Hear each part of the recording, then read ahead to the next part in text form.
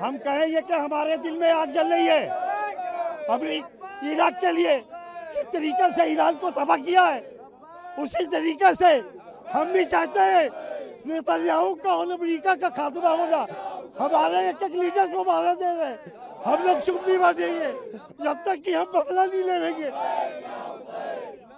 हमारे दिल में आग लगी है। कल ईद है, ईद के मौके पे क्या कुछ ईद के मौके में नमाज होगी, बद नजर होगी, कोई ईद नहीं है। हम लोगों की कोई ईद नहीं है।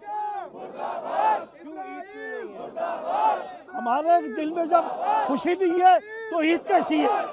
हमारे दिल में जब खुशी होगी तो ईद होगी।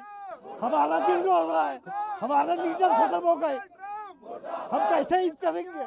कौन सा दिन से करेंगे? खामनेई साहब की शहादत के लिए जी जी, हमारे खामनेई साहब, हमारे इमाम जो है, हमारे लीडर को खत्म कर दिया गया। हम कैसे ईद मनाएंगे? हम खुशी नहीं मनाएंगे जब तक कि अमेरिका इसराइल की मुंडी नहीं कटेगी। जी बहुत ज्यादा भावुक हो गए हम। नहीं, भावुक नहीं हो गए, मेरे दिल में एक आग लगी हुई है। मेरे दिल में, हम लोगों के सबके दिल में एक आग लगी, पूरी गांव के। क्या कहेंगे, कब तक ये प्रदर्शन चलता रहेगा ऐसे ही?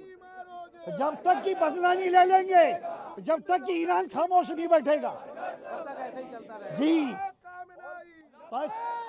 और हमारे जितने अमेरिका ने, इसराइल ने प्रतिबंध लगाए हैं, कोई प्रतिबंध नहीं। अब ईरान जो कहेगा वो माना जाएगा।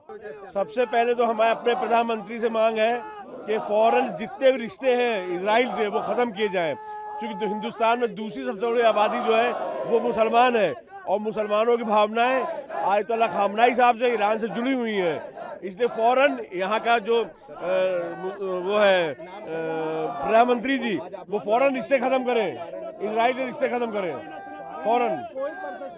बाकी ये प्रोटेस्ट में आज किन चीजों को आपकी मांग है? जैसे खामनेई साहब का जो शहादत है उसी पर ये प्रोटेस्ट किया जा रहा है। बिल्कुल, खामनेई साहब हम लोग के रहबर थे, ना कि पॉलिटिकल हमारे वो थे, बल्कि वो हमारे रहबर। जैसे हिंदुओं में शंकराचार्य होते हैं, ऐसे मुसलमानों में खामनेई साहब थे। तो उनकी शहादत जो हुई है उसको लेके हम लोग कोई भी ईद नहीं मना रहे हैं। हम लोग बहुत सादगी से ईद मनाएंगे, ईद नहीं मनाएंगे। हाथ पे काली पट्टियां बिल्कुल बिल्कुल, वो हम लोग उसका परिचय दे रहे हैं कि हम लोग गमज़दा हैं खामनेई साहब की शहादत पे। और अमेरिका और इजराइल ये समझ ले कि अब जो उसकी लड़ाई होने जा रही है वो हुसैनियों से हो रही है, और हुसैनी मौत को हाथ में ले घूमता है, और उसको दिख भी रहा है। आज अमेरिका जैसे राज मजबूर हो गया कि ईरान से कोई तरह सुलह हो जाए, और ईरान सुलह नहीं कर रहा है, ना उनसे बैत कर रहा है उनके हाथों पे। अमेरिका, इसराइल, कितने हुसैनी मारोगे?